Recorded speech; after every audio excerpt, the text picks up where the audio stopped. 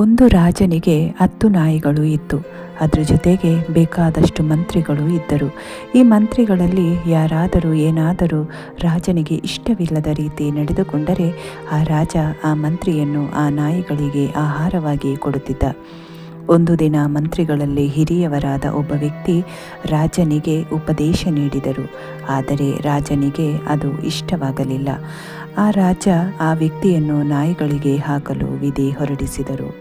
ಆಗ ಆ ಮುದುಕ, ಅಯ್ಯೋ ರಾಜರೇ, ನನಗೆ 10 ದಿನಗಳ ಕಾಲ ಸಮಯ ಕೊಡಿ ಅಂತ ಯಾಚಿಸಿದಾಗ ಅದಕ್ಕೆ ರಾಜ ಒಪ್ಪುತ್ತಾನೆ. ಆ 10 ದಿನಗಳವರೆಗೆ ಆ ವ್ಯಕ್ತಿ ಆ ನಾಯಿಗಳಿಗೆ ಊಟ ಹಾಕುವುದು, ಅವುಗಳನ್ನು ಚೆನ್ನಾಗಿ ನೋಡಿಕೊಳ್ಳುವುದು, ಹೀಗೆ ಅವುಗಳ ಜೊತೆಗೇನೆ ಕಾಲ ಕಳೀತಾನೆ.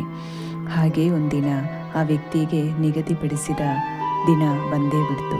ಆ ವ್ಯಕ್ತಿಯನ್ನು ನಾಯಿಗಳಿಗೆ ಆಹಾರವಾಗಿ ಎಸೆದುಕೊಡುತ್ತಾರೆ.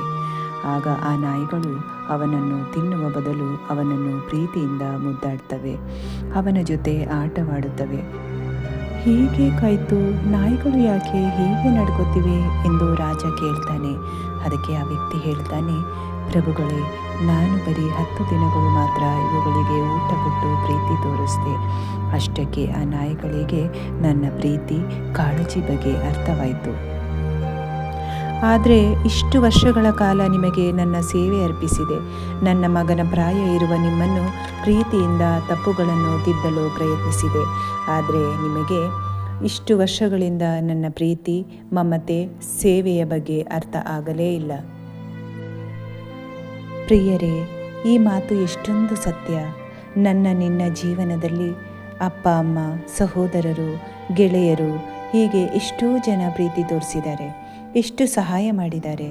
ಆದರೂ ಅವರೇನಾದರೂ ಸಣ್ಣ ತಪ್ಪು ಮಾಡಿದರೆ ನಾವು ಅದನ್ನೆಲ್ಲ ಮರೆತು ಆ ತಪ್ಪಿನ ಹೆಸರಲ್ಲಿ ಅವರನ್ನು ದೂರ ಮಾಡ್ತೀವಿ.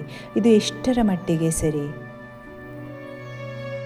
ಕ್ಷಮಾಶೀಲನಾದ ದೇವರ ಕ್ಷಮೆಯು ನಮ್ಮಲ್ಲಿರಲಿ.